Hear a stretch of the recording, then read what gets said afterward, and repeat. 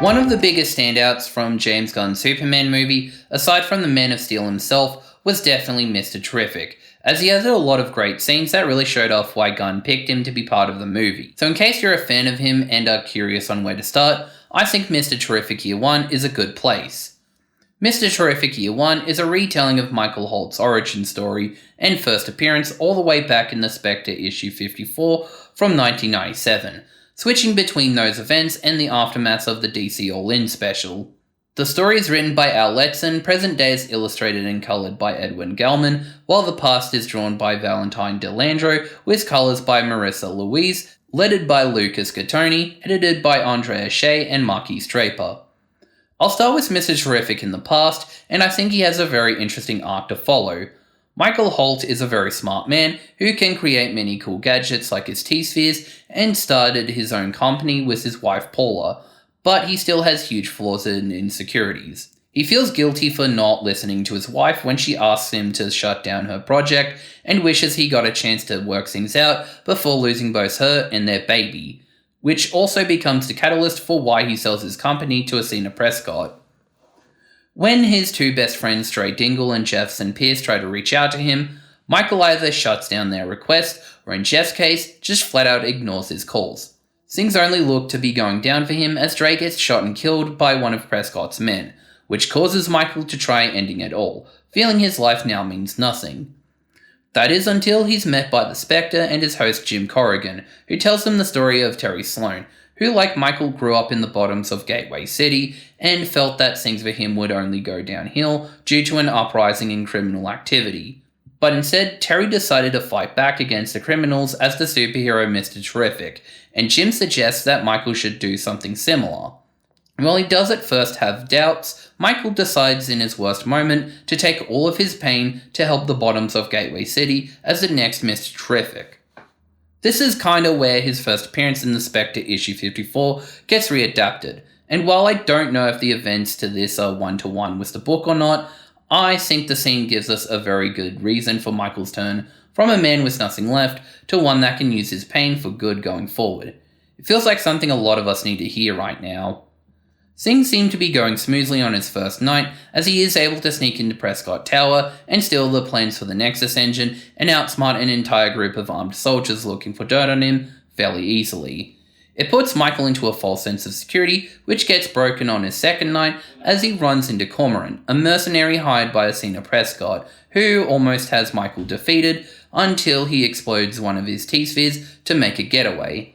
I love this because it shows that just because he's super intelligent doesn't mean Michael can't make mistakes and has to struggle, especially since he almost dies in his escape. Things don't fall apart so quickly either, as Michael gets hired by Bruce Wayne to research an explosion of netherlight radiation that was caused in Gotham City, and it's here where Michael not only starts getting to the bottom of what's going on, but also regains his passion for science and actually starts feeling good again. While things are starting to look a lot better for Michael as he starts thinking about every possible way to stop the Nexus engine from being used, he still has one last loose end to fix up. That being his last remaining friend, Jefferson Pierce, who arrives in his Black Lightning getup and asks Michael to tell him what's going on. Honestly, I'm not too sure if this has been something in previous books or not, but I kinda like that Black Lightning is a close friend of Mr. Terrific. I feel he adds an extra layer to Michael of being the third friend between both them and Dre, as they both had to deal with their own lives and both felt pretty upset with each other because of it. Michael feels bad because Jeff couldn't be a groomsman at his wedding due to his superhero work. Jeff also has his own problems with Michael, as when he got his lightning powers, Michael tried many tests on him because he felt Jeff could use them for something bigger, but Jeff didn't really like it. It also doesn't help that after his marriage to Paula, Michael would start ghosting Jeff for a long while, which hurts Jeff pretty deeply. Even with both of their issues, Jeff and Michael understand that Dre wouldn't want them fighting, so they decide to bury the hatchet and go back to being friends. Now, it's time for the two of them to head into action as Cormorant is terrorizing Prescott Tower, which is also dealing with a possible nuclear explosion, and while each situation gets taken care of fairly quickly, things are only about to get worse. Mainly because Athena Prescott now has powers from the netherlight radiation, which she uses to power up the Nexus engine and bring Granny Goodness and the rest of Apocalypse to Earth. That obviously cannot be good, so Mr. Terrific uses one of his spheres to blow up the Nexus engine, which sucks up Granny Goodness, the Parademons, and Asina Prescott, the last of whom Terrific tries to save, but is unsuccessful. But with the danger now mitigated, Michael is back to being in charge of Holt Industries along with Prescott Towers and has become a member of the Justice Society, using his intelligence to service not only the bottoms of Gateway City, but also the whole world. So even with both his wife and best friend gone, Michael Holt has finally gone back on track and his life has only gone up from there.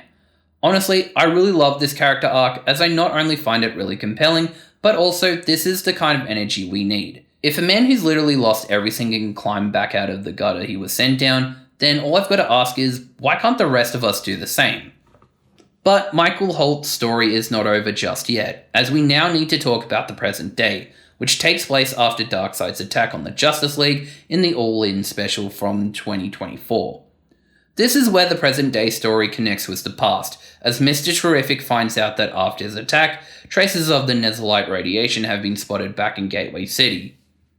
So Michael makes his way there, only to get sucked into a radiation portal alongside an apocalyptic hellhound that he found on his arrival, only for the both of them to end up in the Palace of Eternity, a place he's visited previously in the Flash issue 799. The editors even made a note of that. Nice!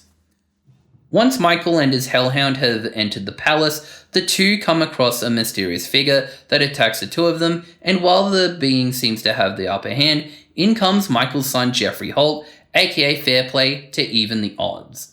So in case you didn't know, all of that stuff I said about how Michael's son died unborn in Paula's womb, well, for people who don't know, that's not the entire truth. Instead, Paula was actually taken away during the accident that killed her, but it was the fault of Granny Goodness, who also took her child away and had him raised at the Palace of Eternity, which is where Michael would later find him in the Flash issue 799.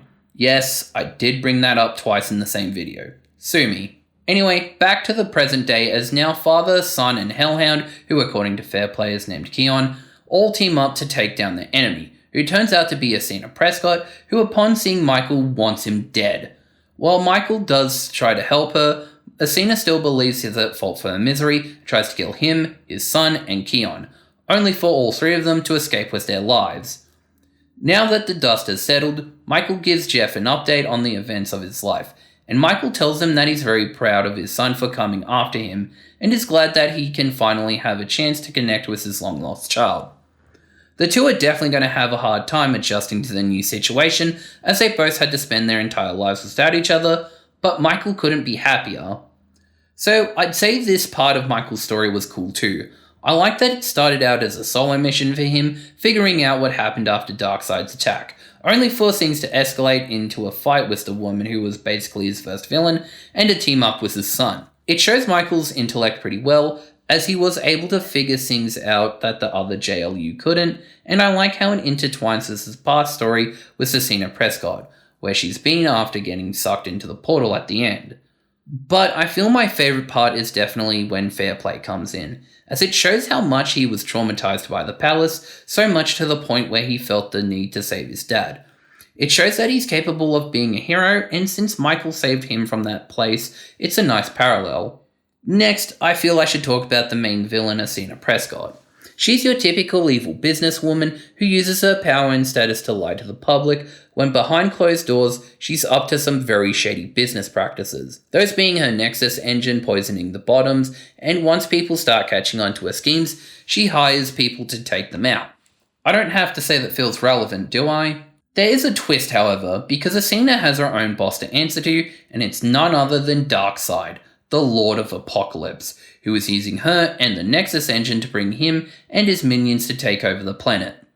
Again.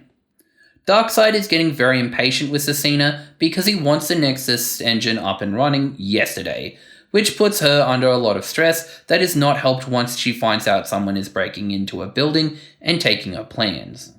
Asina takes her anger out on her employees constantly, rushing them to get the Nexus engine running after Mr. Terrific's last break-in, and fires Cormorant out of spite since he keeps telling her Michael Holt is responsible for the break-ins, thinking that he's just lying to her.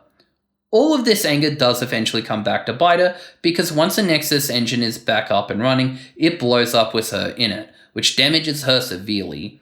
Although that doesn't stop her from wanting to continue with the engine as soon as possible. Once she arrives back to her company, however, things have gone chaotic as Cormorant is causing chaos there, which gets taken care of by Mr. Terrific and Black Lightning. But Athena has her own tussle with the two, as the explosion has given her the ability to control the Nezalite radiation. She also realizes that Cormorant was correct about Michael stealing her plans and decides to make him suffer. That is until Granny Goodness takes control of Athena's body and hurls insults at her, which also gets her sucked into the Nexus engine, with the last face that she ever sees back on Earth being Michael Holtz, the man who failed to save her. Which is why she's so mad at Michael in the present, since Granny Goodness tortured her at the Palace of Eternity for many years. Her anger gets so bad to the point where even when Michael tries to help her, she completely freaks out, destroying the palace and threatening to take her vengeance on him as he escapes. This, however, will not be the last we see of Athena, as she does escape the palace and into Pennyworth Park, where she meets Mercy Graves, who makes her an offer to put her abilities to use for her boss Lex Luthor. Now, I gotta talk about Michael's best friend Dre Dingle, and I think for the most part, he's pretty good. I liked his introduction of trying to get Michael to get his groove back, and his death being the catalyst for Michael's redemption was great. However, I think we could have seen a bit more of his friendship with Michael during the flashback. Yeah, we learned that him and Michael saw each other as brothers and would push each other to do better growing up. But aside from that, and being the groom at Michael's wedding, we don't really know much else about him. Like, who are the people that were helping him break into Prescott Tower, and why don't they ever come back into play later in the story? That would have been interesting to see them sort of try to convince Mr. Terrific to join them. Would he do so, or would he find them suspicious? Hell, we don't even know the name of the group. Dre just calls them his team, and we never see them again. Those are my thoughts on Dre overall. I think he's a fine character who could have used a bit more context. I could have also asked to see his relationship with Jefferson Pierce, but that feels like something that should be saved for a Black Lightning book if it's ever relevant. Another thing we gotta talk about is we see a lot of other DC characters, from Lex Luthor, Mercy Graves, the Spectre, Black Lightning, Granny Goodness, Darkseid, and Batman. Hell, they even use Cormorant, who's a Batgirl villain. To be honest, I think they all serve the story pretty well. I've already gone over Granny Goodness and Black Lightning, so I'm just gonna skip them over. The Spectre, aka Jim Corrigan, easily makes the most sense to be here, as Mr. Terrific did first appear in his comic, where his origin is taking place, and I'd say the events are done pretty well. In Spectre mode, he's very imposing and judgmental of Michael's suicidal choice, believing it's still murder even when you do it to yourself, but is only acting so harsh because he thinks Michael still has something to give to the world and doesn't want him to make the wrong decision. Once he sees Michael's pain, he lets his host Jim Corrigan take over to let him know of his old friend Terry Sloan, and once he's finished telling Michael their story, he suggests taking on the mantle, but won't force him to do if he feels otherwise. After this exchange, Spectre keeps an eye on Michael, even saving him after his fight with Cormorant, and once Michael has proven his worth, Spectre introduces him to his fellow heroes as the new Mr. Terrific, where he would become a key player, especially to the JSA. Lex and Mercy are looking into the Nexus engine in Gotham, which explodes, causing Batman to arrive at Luthor's penthouse, warning him to stay out of his city, which then gets Batman to go into Michael's house as Bruce Wayne to help him figure out how dangerous the Nexus engine can be when it's up and running. So all the other DC characters are used pretty well and don't overstay their welcome, which is a type of interconnectivity that I like. So overall, I think that Mr. Terrific Year 1 is a great read. It's not really the best origin story ever or anything, but if you're someone who wants to read up on the character, this is definitely a good place to start. I also just want to see him in more stuff, which I do hope is likely since he was very popular in Superman, but for some weird reason, he hasn't had anything get announced. He was the main character during the Justice League Unlimited arc during DC KO, and there are rumors that he might be getting his own show in the DCU. But it's nothing official just yet. Although his son Fairplay is going to be in the new Teen Titans run, where he gets to be the leader of that group, which I think is really cool, because he's canonically autistic. So that's exciting. That's the end of the video, and I really liked making it, so I'm hoping I can keep talking about Mr. Terrific comics and just other comic books in general. If that interests you, I highly recommend subscribing, hitting the notification button, and sharing this video around so that more people can recognize my analytic talents when it comes to comic books. I also have accounts on Instagram, Threads, and Comic Geeks if you ever want to follow me elsewhere. Anyway, I'm Jedi-Liam64, and I think I've taken up enough of your time. So, I'll see you all later.